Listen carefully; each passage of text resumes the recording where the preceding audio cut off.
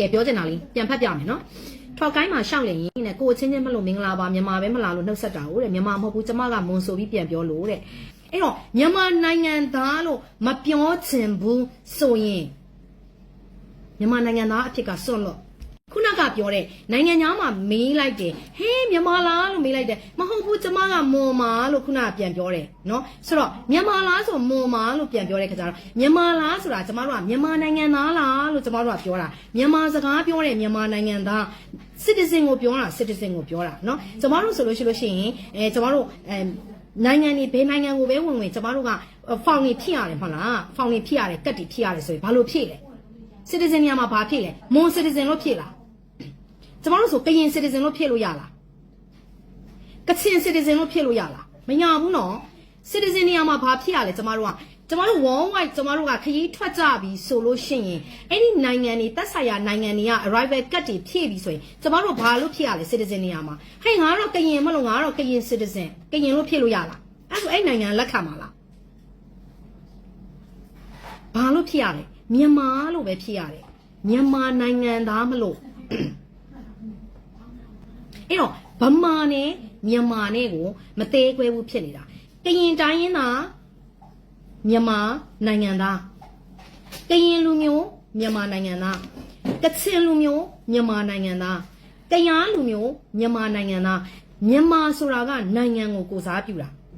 ဗမာဆိုတာကလူမျိုးကိုကိုစားပြုတာကချင်ကယားကရင်ချင်းဗမာမွန်ရခိုင်ရှမ်းအဲ့တော့တချို့တိုင်းရင်းသားတွေကအမြင်မကျေသေးတာလားကျမတို့ခုနကပြောသလိုမျိုးပေါ့တခုခု something wrong လာတော့မပြောတတ်ဘူးเนาะအဲ့တော့မြန်မာလားဆိုလို့ရှိရင်မဟုတ်ဘူးမွန်မဟုတ်ဘူးကချင်မဟုတ်ဘူးကရင်ဆိုတာတွေကလေနိုင်ငံသားမှာပဲဖြစ်ပေါ့ကိုကမေးကြရဆိုမြန်မာလားဆိုတာကျမတို့ကနိုင်ငံသားကိုနိုင်ငံကိုကိုစားပြုပြီးတော့မှမေးတာမြန်မာနိုင်ငံသား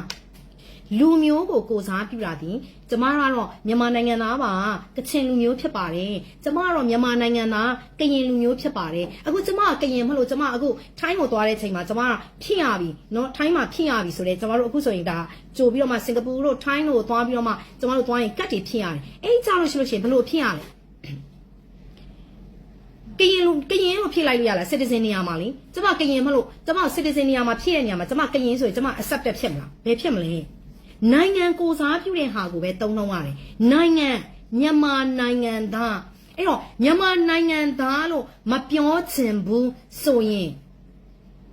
မြန်မာနိုင်ငံသားအဖြစ်ကစွန့်လို့မြန်မာ passport ကိုမကင်နဲ့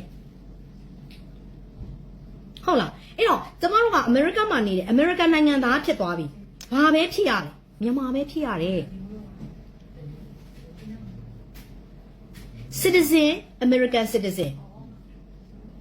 nationality မြန်မာသိလား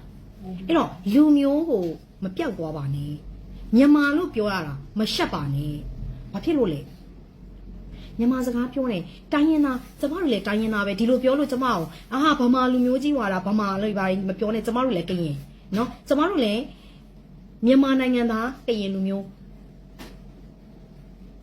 အဲ့တော့ကဘာကျမကဒါ knowledge အနေနဲ့ပြောပြတာเนาะကျမတို့အခုနိုင်ငံရဲ့ကိုသွားပြီးတော့မှအလုပ်လုပ်ကြတယ်ဆိုတဲ့နေရာမှာဥပမာထိုင်းဆိုအခြေခံလုပ်သားတွေအရန်ပေါ်တယ်เนาะဥပမာမွန်ဘက်ကဆိုကျမတို့အရင်မွန်မာနေနေရလေမွန်ပြည်နယ်မှာနေနေရ